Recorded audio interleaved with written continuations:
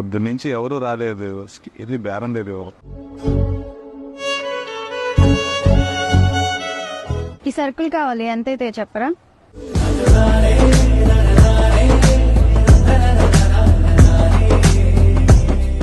$1100 అవుతాయండి. 1100? అవునండి. సరే, నేను మళ్ళీ వస్తానండి.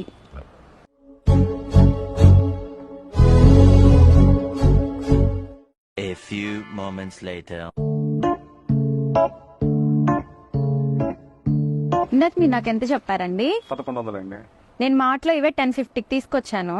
అవునా? ఒకసారి ఆ బిల్ ఇవ్వండి మేడం. మీరు ఇలా ఎక్సెస్ చెప్తున్నారు కాబట్టి ఎవరు రావట్లేదు. మీరు మొత్తం అక్కడ ₹6000 కొన్నారు అంతేనా అండి? అవునండి. ఇప్పుడు వాటి కవర్లకి మీకు విడిగా ఇచ్చారా, డబ్బులకి ఇచ్చారండి? మనీకే ఇచ్చారు. ఎంత అయినండి ఆ కవర్లు రెండు మొత్తం? 50 రూపీస్. అంటే ఇప్పుడు మా దగ్గర ₹50 మీరు అక్కడ ఖర్చు పెట్టారు, మీకు అదే మిగిలిందే లేదు. మిగలకపోగా ఇక్కడ మీరు నా దగ్గర అడిగిన ₹1100 వస్తువులకి అక్కడికి వెళ్ళి మీరు 6000 ఖర్చు పెట్టారు. అంటే మీరు ₹4900 అదనంగా ఖర్చు పెట్టారు. అదే మీరు ఇక్కడ మాకు కావాల్సిన 4 వస్తువులు తీసుకుంటారు, అక్కడికి వెళ్ళి ఆ ఆఫర్ ఉందని ఈ ఆఫర్ ఉందని చెప్పని ఆ అవసరం లేకపోయినా అనవసరమైన వస్తువులన్నీ తీసుకొని వస్తారు. పైగా ఆ షాపింగ్ చేసే టైం ఒక 1 అవర్, బిల్లింగ్ చేసే టైం ఒక ½ అవర్, క్లీన్ అవడానికి ఒక ½ అవర్, మొత్తం కలిపితే మీకు టైం వేస్ట్, డబ్బులు వేస్ట్. మీరు అదే ఇక్కడ మాకు లిస్ట్ ఇచ్చి వెళ్తే మీరు వచ్చేలోపు అన్ని కట్టి ప్యాక్ చేసి కవర్కి కూడా డబ్బు లేకుండా ఆ కవర్లు కూడా మీకు ఫ్రీగా ఇస్తాం.